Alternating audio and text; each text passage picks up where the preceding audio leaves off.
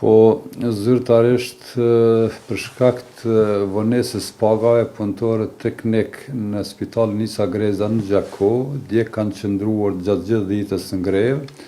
dhe sot deri në orën 10, ku ne kemi marrë një garancion se pagat deri në orën 12 do të dalin, kështu edhe ka ndodhur, dhe është shumë e vërtetë që dje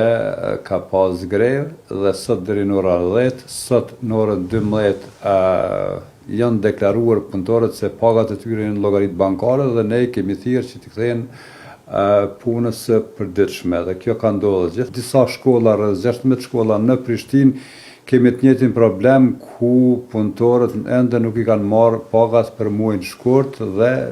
shohim se si do të veprohet tutje. Normal, në moment kur punëtorët janë të gatshëm për organizimin e protestave dhe grevë, ne duhet të prim, por ata nëse janë të gatshëm që të presin, edhe ne normal që duhet të presim. Po përndryshe, Komuna e Prishtinës ende nuk i ka përcjell mjetët tek kompanitë dhe kompanitë tek punëtorët teknik dhe të sigurimit fizik.